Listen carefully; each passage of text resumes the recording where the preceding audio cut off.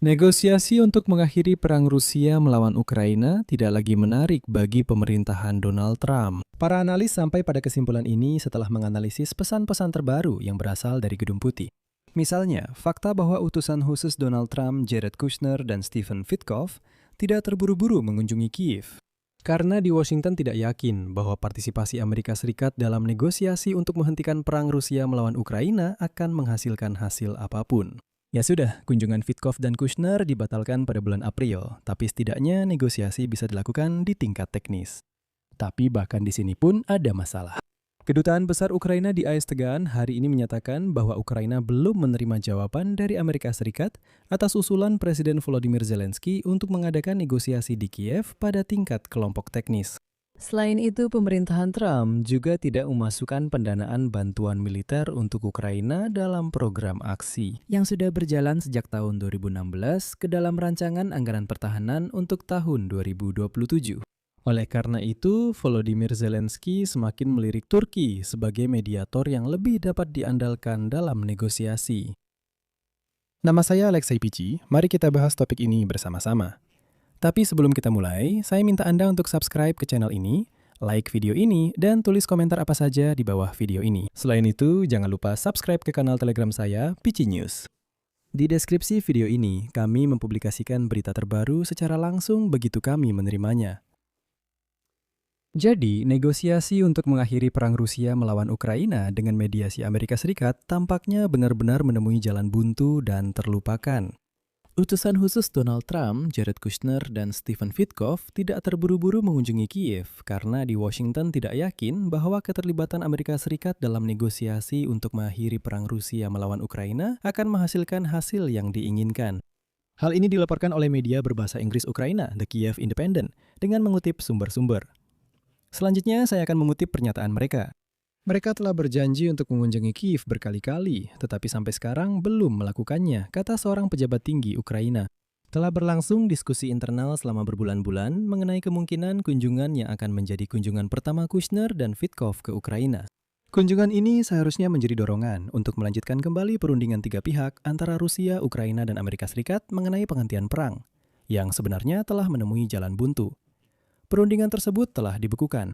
Dan pembicaraan itu tetap dibekukan selama 2 bulan karena perhatian Amerika Serikat beralih ke perang di Iran. Tapi apa yang menghalangi kunjungan Jared Kushner dan Stephen Witkoff ke Kiev?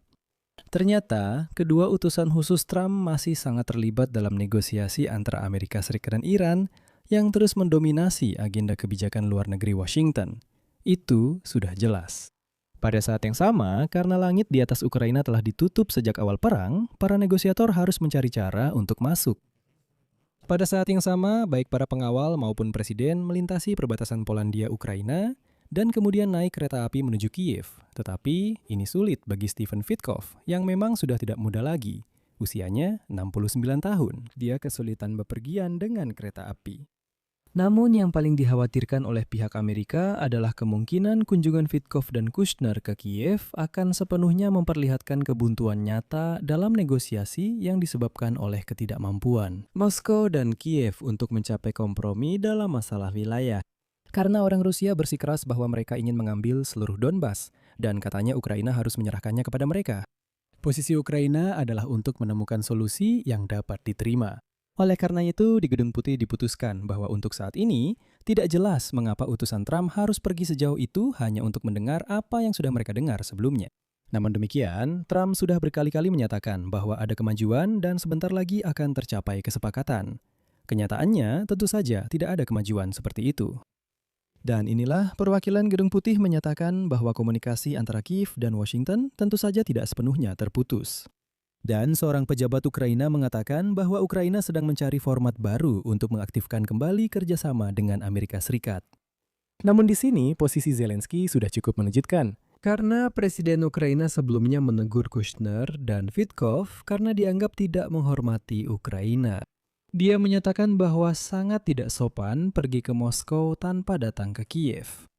Zelensky menekankan bahwa dia memahami kesulitan untuk datang ke negara yang sedang berperang, tetapi dia mengingatkan bahwa politisi lain tetap bisa datang ke Kiev.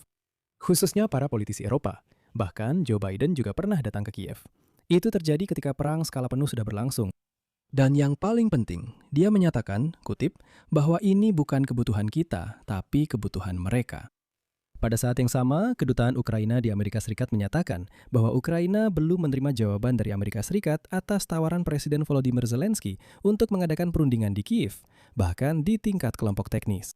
Penyebabnya adalah perang di Iran dan kesalahpahaman Donald Trump tentang alasan perang Rusia-Ukraina. Selanjutnya, saya akan mengutip pernyataan dari Kedutaan Ukraina di Amerika Serikat. Hingga hari ini, pihak Ukraina terus mempertimbangkan tawaran kami dan kami masih menunggu jawaban. Begitu kami mendengar kesiapan untuk mengadakan putaran negosiasi berikutnya, jangan ragu, kami akan segera mulai mempersiapkannya. Kiev memahami bahwa saat ini perhatian Washington sebagian besar terfokus pada situasi di Timur Tengah. Pada saat yang sama, pihak Ukraina berharap bahwa setelah itu, fokus Amerika Serikat akan kembali lagi ke Ukraina. Ini penting karena prioritas kami hanya satu, kami ingin mengakhiri perang ini. Mengakhiri perang ini dengan adil, dan memastikan agar perang ini tidak pernah terjadi lagi. Namun menariknya, sepertinya harapan terhadap tim Donald Trump semakin menipis. Sehari sebelumnya, administrasi Presiden Amerika Serikat Donald Trump tidak memasukkan pendanaan bantuan militer untuk Ukraina melalui program USA yang telah berjalan sejak 2016 ke dalam rancangan anggaran pertahanan untuk tahun 2027. Di sana hanya ada $400 juta setiap tahun yang dianggarkan. Namun bahkan jumlah itu pun Trump coret. Dan omong-omong, saya ingin mencatat bahwa biaya pembangunan Aula Dansa di Gedung Putih adalah $400 juta. Itulah prioritas Presiden Amerika saat ini. Sementara itu, total anggaran belanja pertahanan Amerika Serikat yang sedang dibahas untuk tahun 2027 mencapai sekitar $1,5 triliun. Ini adalah tingkat rekor, melebihi anggaran saat ini sebesar 50%. Dan dari jumlah sebesar itu, tidak ada alokasi $400 juta untuk Ukraina. Pada saat yang sama, CBS News dengan mengutip sumber yang mengetahui penilaian internal pejabat Amerika melaporkan bahwa sejak 28 Februari, Amerika Serikat telah menghabiskan sekitar $50 miliar untuk operasi kemarahan epik melawan Iran. Dan dalam konteks ini, media politika menunjukkan bahwa Presiden Ukraina Volodymyr Zelensky sudah mempertimbangkan Turki sebagai tempat yang mungkin untuk putaran negosiasi berikutnya dengan pihak Rusia. Zelensky jelas menunjukkan kehati-hatian dalam hal partisipasi Amerika Serikat di masa depan dan mengandalkan peran Turki sebagai tempat untuk diskusi di masa mendatang.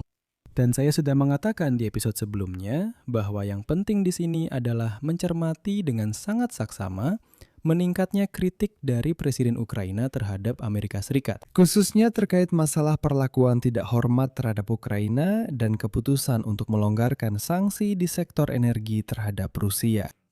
Selain itu, perhatikan juga betapa aktifnya sekarang Zelensky melakukan kunjungan ke Eropa, Timur Tengah, bahkan ke Armenia dan Azerbaijan. Dengan membangun kemitraan yang benar-benar baru yang menegaskan bahwa harapan besar pada Amerika sudah tidak ada lagi. Di sini saya akhiri dulu, tuliskan pendapat dan kesimpulan Anda di kolom komentar di bawah episode ini.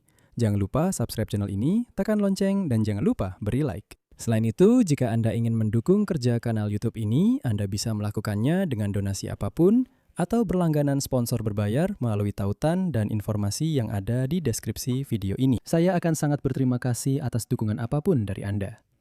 Anda juga bisa menggunakan kode QR yang ada di layar Anda. Ini adalah cara paling mudah dan praktis untuk mendukung kanal YouTube ini.